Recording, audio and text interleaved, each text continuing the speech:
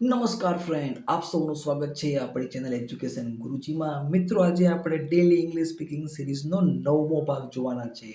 આજનો પહેલો શબ્દ છે અપ્લાય. એપ્લાયનું પ્રોનાઉન્સિએશન એપ્લાય થાય છે.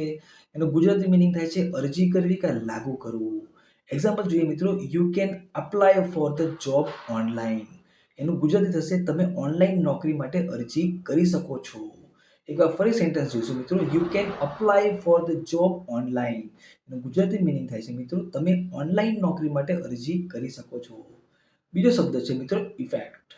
ઇફેક્ટનું પ્રોનાઉન્સિએશન થાય ઇફેક્ટ. ગુજરાતી મીનિંગ થાય છે અસર. અને એનું એક સેન્ટેન્સ જોઈએ તો છે this medicine has no side effect. એનો મતલબ થાય આ દવાના કોઈ સાઇડ અસર નથી. ફરી એકવાર જોઈશું, this medicine has no side effect. એનો મતલબ થાય આ દવાના કોઈ આડઅસર નથી. ત્રીજો શબ્દ હોલ્ડ. હોલ્ડનું પ્રોનાઉન્સિએશન થાય હોલ્ડ. ગુજરાતી મીનિંગ થાય પકડવું કે રાખવું. એનું સેન્ટેન્સ જોઈએ, hold the handle tightly. Meaning થાય હેન્ડલને મજબૂત પકડો. એકવાર ફરી સેન્ટેન્સ જોઈએ, હોલ્ડ ધ હેન્ડલ ટાઇટલી.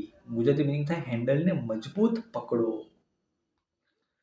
ચોથો વર્ડ છે વર્ક. પ્રોનાઉન્સિએશન થાય વર્ક.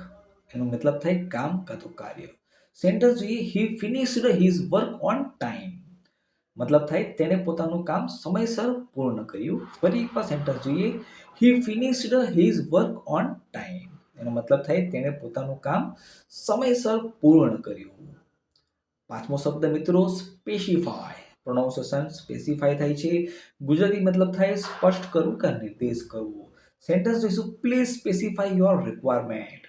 એનો મતલબ થાય કૃપા કરીને તમારી જરૂરિયાતો સ્પષ્ટ કરો. એકવાર ફરી સેન્ટેન્સ જોઈશું, please specify your requirement. Gujarati meaning થાય છે કૃપા કરીને તમારી જરૂરિયાતો સ્પષ્ટ કરો. તો મિત્રો, આજના વિડીયોમાં આટલું જ. તમને અગર મારો વિડીયો પસંદ આવ્યો તો લાઈક કરશો, શેર કરશો, સબસ્ક્રાઇબ કરશો. મળીએ નેક્સ્ટ વિડીયોમાં. ત્યાં સુધી બાય બાય.